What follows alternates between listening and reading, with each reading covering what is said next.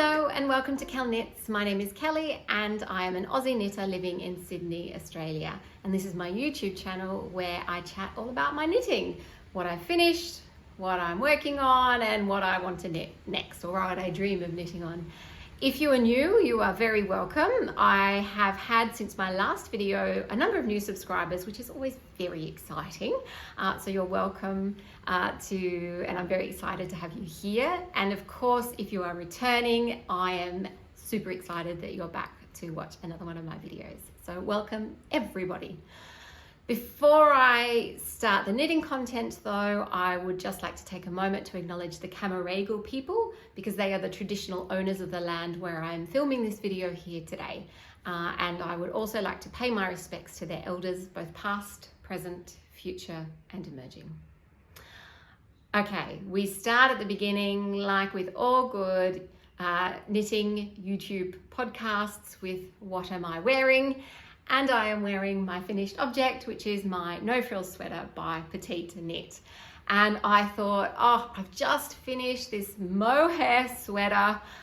There's no way I'm going to be able to wear it on the podcast because it's going to be so hot and uncomfortable and I'll be all sweaty and I'll only be able to wear it for a minute.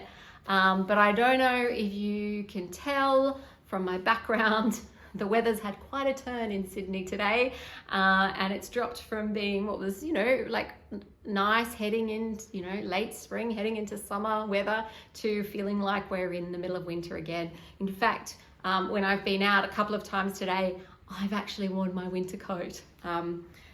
For those people who come from truly cold parts of the world, I think the temperature today is around maybe 16 degrees Celsius. Apologies, I have no idea what that is in Fahrenheit.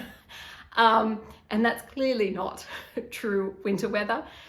But when the weather switches like that, it definitely feels like it. But that's enough weather talk. The positive is the fact that I can very comfortably wear my new winter jumper for this podcast today and talk about this pattern.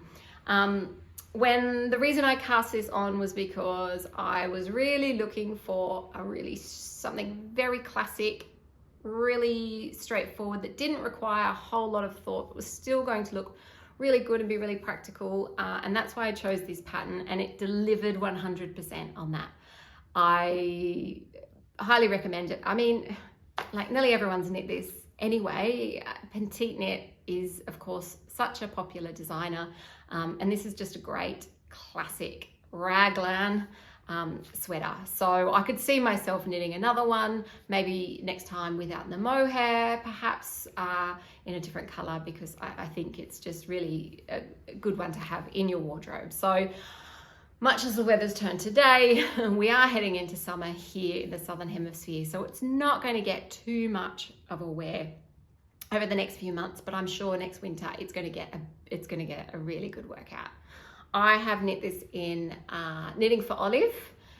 They're 2 strands. So the first strand is in their Merino fingering weight in the color Oatmeal, and the second strand is their Silk Mohair in the color Oat. I think that's right. Check my notes. Yes, the Merino is Oatmeal and the Silk Mohair is in the color Oat. And I really like the color. They work really well together. I like the color that they've made. I tend to be a little bit sensitive to mohair, and I can feel a little crinkle on this, but it's quite comfortable. So it is generally a really lovely soft fabric, and I'm really happy with it. I did have to, since my last episode, I pulled out the bottom. I'm so tempted to stop and start again when I make mistakes like this. But actually, if you saw my editing process, I've done the introduction to this video 6 times. I don't know what headspace I'm in today, but I'm in one of those headspaces. So this could be a slightly erratic video today. My apologies in advance. So I redid the hem, the bottom, just to make it a little bit longer, and also the bind off I'd used was not stretchy enough. So I redid the bind off with, Jenny's surprisingly stretchy bind off, because it is surprisingly stretchy and works really well. Done the same on the cuffs And yeah, I mean, there's not really that much to say about this. It's a classic raglan pattern. It's quite easy to follow the pattern, and I think it makes a really nice result. Actually, that's what I haven't mentioned. If you've watched my last episode though, you would have heard that I did knit the entire thing in the wrong needle size because Chiaogu needles are impossible to see. I need the eyesight of a 12-year-old perhaps to try and see them properly, and my eyes are pretty good generally, but not that good apparently. But thankfully for me, I was a bit concerned when it first came off the needles that it was a little bit tight, and definitely you can see I'm not very good at working out how much ease is in a garment, but it's pretty close to 0 to I guess just a couple, maybe 1 or 2 centimeters ease. And this garment I think is usually recommended with a little bit more ease than that, but once I blocked it, it sits quite comfortably, and I'm really happy. I think I'll get a lot of wear out of it next winter. So this is my petite knit no frill sweater. Yeah, I also have a second finish object, and it's pretty unusual. Like I don't do these videos that often, maybe once a month, so it's pretty unusual that I have a whole finished garment that you haven't even seen in my last episode, that I hadn't even cast on, but that's where we are today. I mean, we're partly there because, as you will see when I show you, it's knit in some very thick needles, so that does make it go quite quickly. And also, when I say a garment, this is a shrug. So I mentioned in my last video that my mum put in a knitting request, that she's going to one of her friends' birthdays coming up in December. It's a white party. She has to wear all white, and she has a lovely white dress that she wants to wear, but it's sleeveless. So she was looking for a little shrug just to go over the arms, just to give her that little bit of extra coverage. And I guess also, if it's a bit cooler in the evening, mind you, I don't think this will provide much warmth. I did swatch up a beautiful swatch for what would have been a beautiful shrug with all of this lovely lace, but I'm pretty sure if I had continued knitting that shrug, I would probably be 3 centimeters in and having ripped it out 6 times already. So I pivoted. I chose a pattern which is very, very simple, and actually I'm glad I did that, not just because it made it much easier for me to knit, but actually it fit the brief for what my mum wanted perfectly. She wanted this kind of relaxed, loose summer shrug, and that's exactly what this is. And so I have made the Summer Lightweight Loose Shrug by Dana Young. And look, I'm going to hold it up here, and it's very hard to see anything. So what I might do is just pause for a second. I'm going to put it on and then I'll come back. Ta-da! Okay, full outfit change now, including changing accessories, because why not? And I'm still adjusting to a new little scar that I have here. I'm fine, I will get used to it, but these things take time. Okay, so this is the Summer Lightweight Loose Shrug by Dana Young, and you can see it's just the perfect shrug for cool summer nights, just to throw on over the shoulders.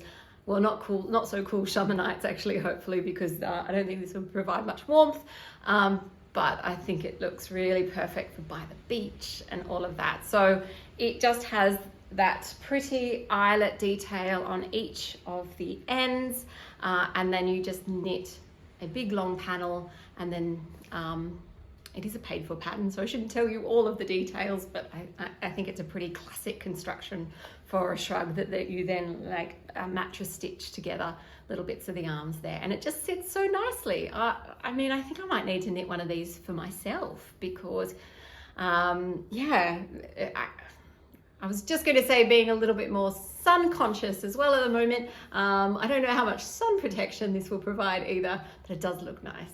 I've knit this in Knit Picks Lindy chain, which is a linen, I think, yep, 70% linen, 30% cotton, and it was really lovely to work with. I think that linen cotton blend is also going to make this a really awesome summer garment. And this is the colour Swan, so it's fitting that white outfit brief also perfectly. I have heaps of more of this yarn because of course I bought enough yarn to make a different pattern, and this, I think I only used 2 balls of yarn for this, so I have probably enough to make 2 more shrugs if I want to, although it'd be nice to do one in a different colour. But isn't white's such a classic, like at the beach colour as well, so maybe I could do another in white. I'm sure my mum won't mind if we're matchy-matchy. I didn't, I mostly followed the pattern instructions as they were, but I did use slightly smaller needles, and of course I will write on the bottom if I've got this wrong, but I'm pretty sure I went down in half a needle size and did them in 5.5 needles. I just don't find knitting with really chunky needles that comfortable, and that 5.5 still kept that nice loose gauge, and yeah, but made it, I guess, a more pleasant knit for me. It was a really quick knit because you're just doing, you know, knitting one side, purling the other side, back and forth, so it was great. And this was the knit that I took. My husband and I went away for the weekend to a beautiful town in regional New South Wales called Mudgee. It's actually a surprise weekend, so I just am going to highly recommend organising a surprise weekend away for your partner. We have now decided that we will each take turns doing it, maybe once a year, maybe twice a year. It is so much fun because I had it was for his birthday that I organised it, but I had a lot of fun organising it, and it was so much fun whilst we were there that he didn't know where we were going to next and things like that. And yeah, beautiful regional town, and it's also really well known for having gorgeous wineries, and my husband is a big lover of wine, so that was the perfect destination for us. Don't recommend knitting with white yarn whilst wine tasting, because yes, of course I did spill red wine on here, but it was just a drop and it mostly came out when I blocked it. It's not the end of the world. I've already confessed to my mum that it happened. She's fine. But yeah, white yarn, red wine tasting does not mix. Don't recommend that. But this pattern was really super simple, really quick to knit up, and a really good, easy summer pattern. And creates, you know, I think I try to think a lot more these days with my knits about ensuring that I'm making something that's going to be usable. I mean, sometimes you want to knit for the process and the pattern and the colors and all of those things, but I really like to also have a product that I'm like, yeah, this is going to be worn, this is going to be used, it's really practical as well, and I think this one is for summer. So 2 finished objects, very exciting. Then I have mostly WIP updates. Last episode I had what I felt like was a crazy number of WIPs. For me it was a lot. I've mostly kept up with them, although there's one, the Coral Reef scarf. Yeah, I haven't done anything with that since my last episode because at the end of the day I can only work on so much, so it's having a little hiatus, I think, until I get through some of these other WIPs. And of course I do have one more new cast on because I can't help it. I have been in such a cast on mood. I could have cast on way more things in the last couple of weeks. I really felt like it. The only thing that's been holding me back is, well, 2 things. A, time to knit. Like, there are just only so many hours in the day and very few of them am I able to dedicate to knitting time. And I'm running out of needles. So, and I'm not going to buy more.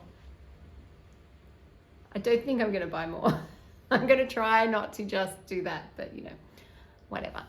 Okay, so let me give you a bit of an update on what I've been working on, my WIPs, and the first one is the Pressed Flowers Cowl by Amy Christoffers. And it's beautiful because I have knit some beautiful pressed flowers now, and they are so much fun. It's lovely to see them developing, and I love these colors. This is knit in linen quill, held double. So the pink color is, hang on, notes, I've got it written here somewhere, is Rhubarb Pink, and it's fantastic. And the creamy color is Wheat Flower. So I think they look beautiful together, and I'm really enjoying this. I enjoy the mosaic knitting with the slip stitches, and yeah, it's lovely. So I haven't done a lot of work on that. I think I probably, at my last episode, was up to doing the flowers, and now I've done a couple of flowers. I've got a huge amount more to do because I'm knitting the large size, but you know, I think it's just one that's nice to pick up every now and again and do a few more rows. And it, when you do concentrate some work on it, it moves, you know, you do make progress. Not quickly, but you can see the progress that you're making. So I'm enjoying this one. The other WIP that I'm working on, I have done a lot more work on, and you really can't see the progress. The progress on this one develops a lot more slowly, and that's because they are very long rows. And this is my Coastland shawl by Anniina Juuti. Anniina, yeah. And she has just released this shawl. So this pattern has now been released. So I will make sure, I always have links to all the patterns below. And it's a beautiful pattern. And I am, much as I have said, I feel like the progress happens slowly because of these long rows. This is the pattern that I've been really drawn to picking up and knitting a few more rows on. I've just really enjoyed it. And that's because it's a long whole lot of garter, and then you just have this, hang on, you have this lovely little lace at the end. Hopefully you can see that. And obviously once it's blocked, it will look really pretty. And as I'm going along, the rows are getting shorter, and I love that concept of starting long, but as you get further along, actually the rows are going to become shorter, it's going to move a lot quicker, and then you just get even more excited to keep working on this as that goes along. So I think this is a lovely pattern, highly recommend it. That good combination of having that mindless garter but with a little bit of interest at the end. And I'm knitting this in also linen quill in the color Rosewood Pink, yeah. So, and being held single. And on, if I could tell, oh look, beautiful lights. I can see the writing on this one. I guess this light is okay, 3.5mm needles. Okay. Those are my two WIPs that I have shown before, but I did mention that I have a new cast on because it's only fair. You finish one garment. I finished my no frill sweater as well. That means you have to, I think you're required to actually cast on something new. Yeah, that's how it works, isn't it? So I have gone and I've cast on another Petite knit pattern.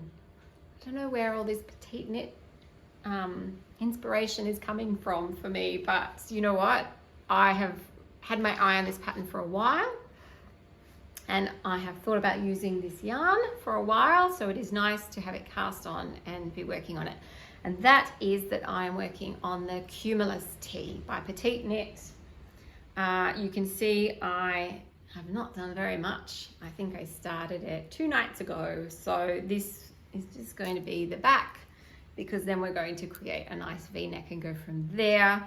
And I am using this yarn, which is also another Knitting for Olive. So we have another Petite knit pattern with Knitting for Olive yarn, but this is the Knitting for Olive Pure Silk in the color Dark Cognac. I bought this yarn 18 months, 2 years ago, and I keep trying to use it. I've done those, you know, make 9 videos at the beginning of the year, and I always have something for this yarn in there, and it just doesn't happen. So I feel really excited about the fact that, yeah, I finally decided this is going to be the pattern that I'm going to use for this yarn. And yeah, so far it knits up beautifully. I've never knit with pure silk before, so I'm excited about that. And I think the pattern, again, is just going to make a really classic summer tee that will be light, airy, easy to put on, and really comfortable, so I'm going with that. I haven't decided Oh, and I'm knitting it in 3.25 millimeter needles. The pattern is meant to be in 3 millimeter needles, and the reason I'm using 3.25 millimeters is because I don't have 3 millimeter needles apparently. I didn't realize till I went looking for them and thought, oh no, they don't exist. So we'll just do 3.25, and I did a gauge swatch and it should be fine. I haven't decided if I'm going to knit the large or the extra large yet. But the good news is, so far the stitch count is exactly the same for both sizes. So I can wait until I've kind of shaped the front with the V-neck before I need to make that decision. And so I'm really excited about that, because I have such size anxiety, choosing which size, and the amount of times that I've knit something and it's too big or it's too small and I've had to start again. It can be so frustrating, and I never seem to get it right, even when I try and do all the right things and gauge swatch. So I feel really good about the fact that I can just keep knitting until I get a little bit more of a garment, and I can check how my gauge is progressing in the actual item, because we all know gauge swatches lie to us sometimes, and can make that decision once I'm a little bit further on. I'm also excited that I'm knitting with pure silk, because my daughter, who is 8 years old, she has wanted a pet for a while. She's always asking us for a pet. She was on a campaign to get a pet dog, but we live in an apartment. It's not happening. She now has pets. She went on holidays and managed to bring home some pet silkworms. So we have a family of silkworms who only just today have hatched into silk moths. They've left their little silk cocoons. And so there's just a really lovely connection between knitting with silk, and I can talk about the silk here, and we can talk about the silkworms and how that works, which is really a fun connection and thing for myself and my daughter to talk about. Also, I'm not 100% sure how it works. I did start to look into it, and I need to do perhaps a little bit more research, but my understanding with knitting for olive pure silk is that it is ethical silk, because of course the majority of silk is not ethical. In fact, that the way that they manufacture the silk is by killing the worms before they exit the cocoon, so that there's no breakage. I don't know how they manage to do it without that occurring, but it's nice, I guess, when I'm talking to my daughter, that I can also talk about that I am actually, in this instance, because obviously I use silk in other yarns, like I've used merino silk combinations and it's just normal silk then, but it's nice in this instance to be talking about it being ethically made silk as well. So that's it. Yeah, my 2 finished objects, 3 WIPs, one of which is a new cast on. That's what I'm working on. That's it. What else do I have to talk about? I don't know. I did want to say a really big thank you to everybody who commented with such kind, beautiful words on my last video, where I shared that I had a melanoma on my chest, and it was removed, and everything is fine. They got all of it out. There is nothing left at all. I just have a scar, which is also fine. Totally fine, I think, but we've got to be easy on ourselves if it takes us a little bit of time to adjust to these changes to our body and so forth. So thank you everybody who shared such beautiful, kind, thoughtful words, and from what you said as well, it inspired a few other people to make sure they go and get their skin checked as well, which is amazing. Yeah, I talked about the fact that my husband and I had that beautiful trip in Mudgee, and I don't know, everything else, life is just happening. School, work, life, it's all very busy, and of course we're increasingly getting closer to the pointy end of the year when things only get busier. But it's also a beautiful time of year, isn't it, when friends and family are all getting together and everything like that. So I can't wait.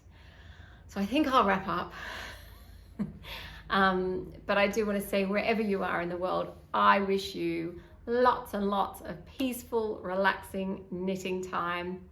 And I hope to see you next time. Okay, take care. Bye.